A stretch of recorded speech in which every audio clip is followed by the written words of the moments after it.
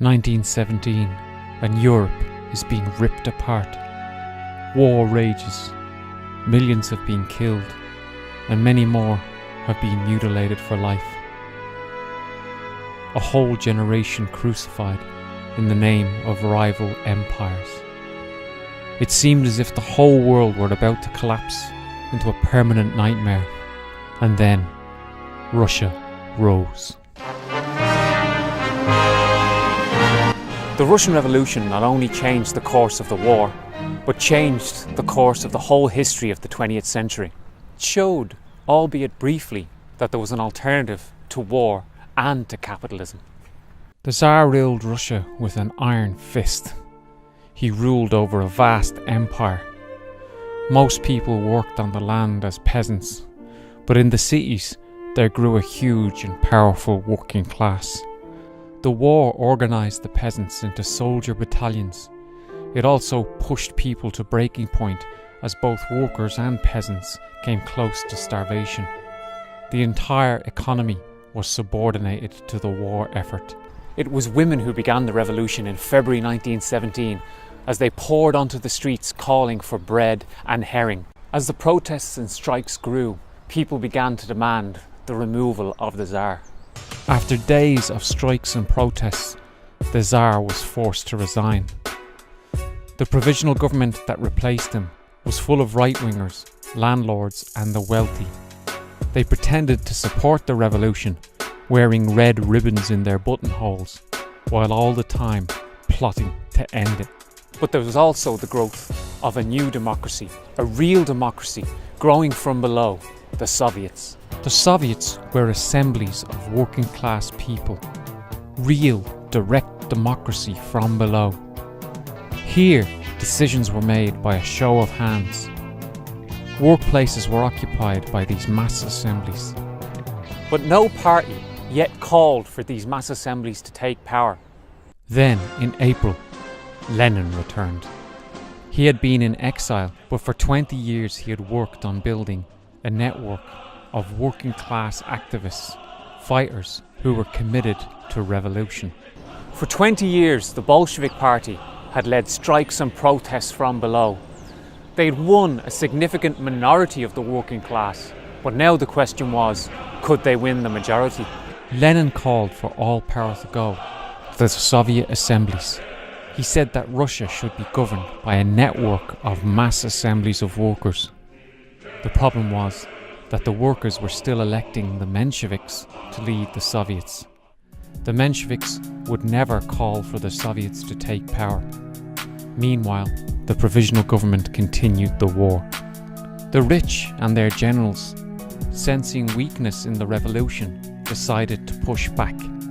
They called for an offensive at the front to provoke an opposition which they hoped to drown in blood when it took to the streets.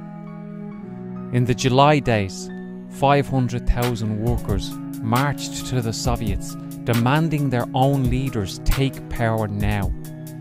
But the 500,000 were still a minority, and the generals wanted a minority revolution. They were going to drown it in blood. The Bolsheviks had three choices: go along with the premature revolt and allow the revolution to become a train wreck.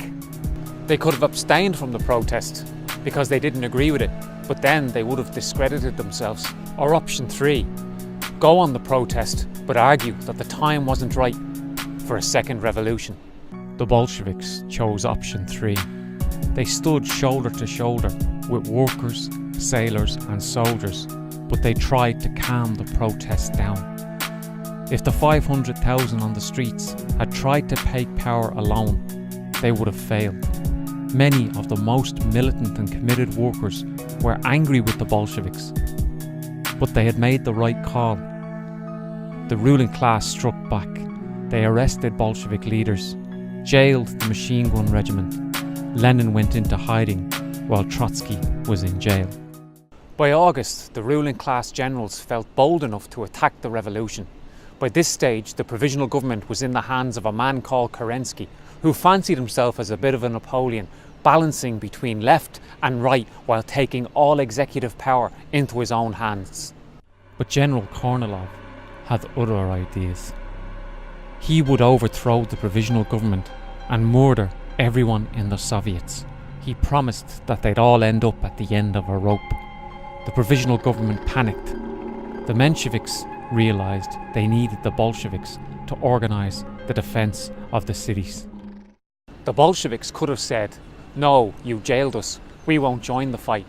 But they would have discredited themselves in the eyes of most workers who understood the threat and danger from the counter-revolution. So they threw themselves into the fight to defend the cities. Workers began to see that the Bolsheviks were serious about defending their revolution. In St. Petersburg, 66% of the votes in the St. Petersburg Soviet went to the Bolshevik Party. Trotsky was tasked with setting up a military revolutionary committee to defend the workers' councils and to organise the workers and soldiers to defend the revolution. Trotsky was tasked with setting up a military revolutionary committee that would defend the Soviets and organise workers and soldiers. The Kornilov coup evaporated, but the military revolutionary committee would be key to the seizure of power in the next few months. By October, anger was rising. The soldiers were sick of the war and deserting in growing numbers. They were despairing that government action would end the bloodshed. Peasants were grabbing land and burning down landlords' houses. The revolt across the countryside grew. The workers were also sick of Kerensky's broken promises. In Soviet after Soviet, votes went to the Bolsheviks and the left wing of the socialist revolutionaries.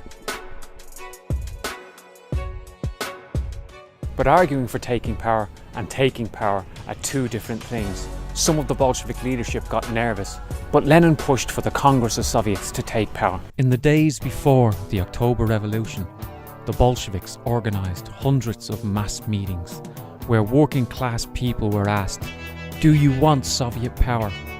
Every hand was raised in support. When the government smashed up the Bolshevik printing press, Trotsky moved to defend the workers' revolution. Workers, sailors and soldiers moved to capture key points across the city of St. Petersburg. An uprising began in Moscow. Eventually, over the next few days, they would capture all the key government positions, including the Winter Palace. The declarations in the first few days of Soviet power showed the direction of this new government. They declared that they would stop the war, that land would be given to the peasants, that the banks would be nationalised and put under public control. Women were given the right to choose. LGBT people were given rights. At last, a ray of light shone away out of the nightmare world of the war and of capitalist exploitation.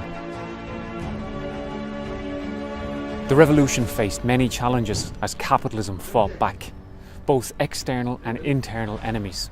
14 armies mobilised to crush the infant revolution. Civil war broke out within Russia. Challenged from all sides, the revolution was forced to centralise. Many workers volunteered to fight at the front, leaving behind empty factories, collapsing industries and empty Soviets. 300,000 Bolsheviks died at the front. The infant republic was distorted by these brutal attacks.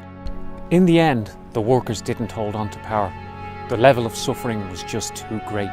And although the revolution spread, it didn't take hold anywhere else. The German Revolution was drowned in blood. Rosa Luxemburg had her head smashed in with a rifle butt, was shot and dumped in a canal. In no other country outside of Russia was there a network of activists like the Bolsheviks who were committed to revolution and could help steer a revolution to success. A network of activists that could hold back when the ruling class tried provocation, but push forward when the mass of people were ready to rise. Today, 100 years later, we should take inspiration from the Russian Revolution because it proves that working class people can run society themselves. It shows that there's an alternative to war, an alternative to capitalism, an alternative to environmental collapse. If anything, more than ever, we need a revolution today.